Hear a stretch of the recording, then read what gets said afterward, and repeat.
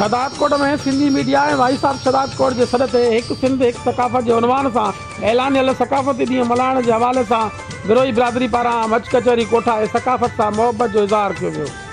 सिंध बिरोई इताद पारां मुनक़िद मच कचहरी में मुख़्तलिफ़ सियासी समाजी तंज़ीमुनि जे अॻुवाननि शिरकत कई ऐं फ़नकारनि तनवीर चोडियो, बरकत गोपांग क़ौमी गीत ॻाए वेठल माण्हुनि खे झुमाए छॾियो, जॾहिं त सुगड़न अलीगुल गाॾी ऐं ॿियनि बैत डोर गुजारतूं पढ़ी वाह वाह कराई। उन मौक़े ते सिंध बिरोई इताद जे अॻुवाननि बादशाह खान बिरोई, मुमताज़ कियाज़ाई, सरदार मेंगल, वॾेरो नसरुल्लाह सासोली, अमन नवाज़ बिरोई, एडवोकेट नज़ीर बिरोई, सियासी समाजी तंज़ीमुनि जे अॻुवाननि वहाब पंद्राणी, मुजाहिद अवाण, एडवोकेट अब्दुल वहीद भट्टी, हफ़्दार मीरजत, मैडम नाहिद खावड़ ऐं ॿियनि चयो त सिंधी मीडिया पारां हिकु सिंध हिकु सकाफ़त जे उनवान हेठि 1 डिसंबर ते सकाफ़ती ॾींहुं मल्हाइण जो ऐलान कयो वियो आहे, जंहिंजी हू आजियां कनि था। हिननि जो चवणो त हू 1 डिसंबर खे ईद जे ॾींहुं वांगुरु मल्हाईंदा, सिंध जी सकाफ़त सां मुहबत जो इज़हार कंदा। हिननि वधीक चयो त सिंधी सकाफ़त हज़ार साल पुराणी ऐं शाहकार आहे। और मच कचहरी में शरीक माण्हुनि खे सिंध जी सकाफ़त टोपी ऐं अजरकनि जा तोहफ़ा पिणु पेश कया विया।